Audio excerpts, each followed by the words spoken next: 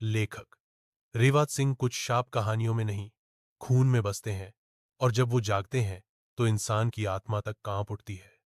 ये कहानी है राजस्थान के एक छोटे से गांव कुंडलपुर की, जहां एक शापित आत्मा आज भी हर पूर्णिमा की रात इंसानी लहू की प्यास बुझाने लौटती है। बहुत साल पहले इसी गांव के जंगल में रहती थी एक बेहद सुंदर औरत, मोहिनी। उसकी आंखें ऐसी थीं जैसे रत्नों से जड़ी हों, लेकिन उसके सौंदर्य के पीछे छुपा था एक रहस्य। लोग कहते थे वो इंसान नहीं, एक यक्षिनी थी, जो रात में गांव के मर्दों को मोहित कर लेती और फिर उनकी लाशें पीपल के पेड़ पर झूलती मिलती। गांव वालों को डर लगने लगा। तब के जमींदार ने उसे मारने का आदेश दिया। एक रात उन्होंने मोहिनी पर हमला किया, लेकिन मरने से पहले मोहिनी ने शपथ ली, मैं हर उस आत्मा को भस्म कर दूंगी जिसने मुझे अपमानित किया। मेरा शाप तब तक जीवित रहेगा जब तक हर पूर्णिमा की रात किसी की जान ना ले लूं। वो खुद को पीपल के पेड़ के नीचे आग लगाकर खत्म कर देती है, लेकिन उसकी आत्मा उसी पेड़ में बस गई। कहानी यहीं खत्म नहीं हुई। असली डर तो अब शुरू होता है। आज का समय, चार दोस्त रोहित, काव्या, शीतल और अमन एक हॉरर व्लॉग बनाने गांव आते हैं। उन्हें इस यक्षिनी की कहानी के बारे में पता चलता है। गांव के बुजुर्ग उन्हें मना करते हैं, बच्चों, उस पीपल के पास रात में मत जाना, वहां अब भी मोहिनी की रूह भटकती है। लेकिन उन्हें कंटेंट चाहिए, व्यूज चाहिए, और वो निकल पड़ते हैं जंगल की ओर। रात के 12 बजे जैसे जैसे वो उस पेड़ के करीब पहुंचते हैं, हवा ठंडी हो जाती है। हर गांव, हर मंदिर, हर परछाई कोई ना कोई कहानी कहती है, हमने तो बस एक यक्षिनी की बात की। चुदाइल का ताला, प्रेटनी की डायरी, या फिर पीपली का खोपड़ी वाला, कौन सी कहानी आप सुनना चाहोगे? नीचे कमेंट करो और इस डर को सबके साथ शेयर करो। भयानक कहानियां, यहां डर सच होता है। लाइक जरूर करना, नहीं तो अगली रात तुम्हारे सपने में वो यक्षिनी लौट सकती है। चारों ओर कोहरा, सन्नाटा इतना गहरा कि अपनी सांसों की आवाज भी सुनाई दे। अचानक कैमरे में झलकती है एक लाल साड़ी में महिला, खुले बाल, हवा में तैरती सी। सब सहम जाते हैं। अमान सबसे पहले खिंचकर हवा में उठाया जाता है। उसकी चीख गूंजती है और फिर गर्दन मरोड़कर वो जमीन पर गिरता है, मृत। बाकी तीनों जान बचाकर भागते हैं।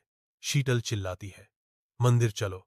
वहां यक्षिनी की शक्ति कम हो जाती है, लेकिन रास्ते में उन्हें मिलती है एक पुरानी हवेली, टूटी हुई, अंधेरी, शीशों से भरी।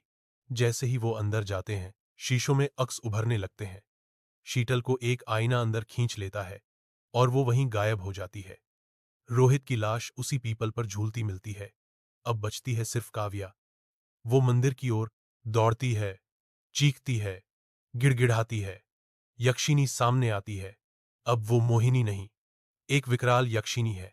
आधा चेहरा सुंदर, आधा जला हुआ, आंखें आग जैसी। तुम सब ने मेरी आत्मा को फिर से छेड़ा, अब तुम सब मेरी बलि बनोगे। काव्या को छूते ही उसके दिमाग में चमकती है पूरी कहानी। जमींदार, आग, बदला। वो बेहोश हो जाती है। सुबह होती है। विलेजर्स मंदिर की ओर आते हैं। वहां पीपल के नीचे काव्या खड़ी होती है, चुपचाप। उसकी आंखें अब लाल हैं, चेहरे पर अजीब सी मुस्कान। आखिरी आवाज गूंजती है, यक्षिनी अब नया शरीर चुन चुकी है और उसका अगला शिकार हो सकता है तुम हो। 6 महीने बाद दिल्ली का एक हॉस्पिटल। काव्या की आंखें खुलती हैं, लेकिन अब वो खुद को पहचान नहीं पा रही। डॉक्टर कहते हैं इसकी याददाश्त वापस नहीं आ रही। रात के वक्त जब वो सोती है तो बुरे सपने आते हैं। एक औरत चीख रही है, आग में जल रही है। वो सपना हर रात ज्यादा डरावना होता जा रहा है। हॉस्पिटल का सीसीटीवी फुटेज। एक रात सीसीटीवी में काव्या खुद उठकर चलती है, हॉस्पिटल की नर्स को बुलाती है और उसके कान में कुछ फुसफुसाती है। अगली सुबह वो नर्स मर चुकी होती है, गला पूरी तरह नीला, जैसे किसी ने अंदर से जला दिया हो। गांव में फिर हलचल। गांव के पुजारी को सपना आता है, याक्षिनी लौट चुकी है, मगर अब किसी और शरीर में। वो तुरंत शहर आता है काव्या को ढूंढने। काव्या का ट्रांसफॉर्मेशन शुरू। अब काव्या अपने शरीर से बाहर खड़ी होकर खुद को देखती है।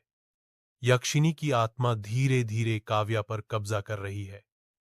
उसका चेहरा आईने में दो हिस्सों में दिखता है, आधा काव्या, आधा यक्षिनी। अब वो इंसान नहीं, पुनर्जन्मित यक्षिनी है। अंतिम युद्ध। मंदिर बनाम यक्षिनी पंडित, ओझा और नायना मिलकर उसे रोकने की कोशिश करते हैं। नायना उसे समझाती है, तू मोहिनी नहीं, तू अब काव्या है, तू अपने शाप से बाहर निकल सकती है। यक्षिनी हौंसती है, मोहिनी को तुमने मारा था, अब काव्या मेरी नई देह है और अब मैं इस पूरे शहर को शाप दूंगी। भीषण तांडव होता है, मंदिर की मूर्तियां पिघलने लगती हैं, ओझा की आंखें जल जाती हैं। नायना आखिरी बार काव्या को गले लगाती है और कहती है, तेरी आत्मा अब आजाद हो सकती है, मोहब्बत से, शांति से। यक्षिनी एक पल के लिए रुकती है, आंखें नम होती हैं और फिर काव्या गिर जाती है। अंतिम दृश्य, काव्या फिर से इंसान बन जाती है, लेकिन बोल नहीं पाती, वो मौन है। अब वो गांव वापस नहीं जाती, हिमालय के एक आश्रम में रहने लगती है। पर आखिरी लाइन, हर पूर्णिमा की रात वो आज भी मंदिर के पास बैठती है, आंखें बंद, पर होंठों पर वही मुस्कान। काव्या की कहानी यहीं खत्म नहीं हुई, यक्षिनी का शाप अब भी जिंदा है। अगर इस कहानी ने आपको डरा दिया तो अभी लाइक दबाओ, कमेंट करके बताओ अगली हॉरर कहानी किसके बारे में सुनना चाहोगे। और हां, शेयर करना मत भूलना ताकि और लोग भी इस डर का सामना कर सकें। सब्सक्राइब करो भयानक कहानियां, क्योंकि ये डर अभी बाकी है।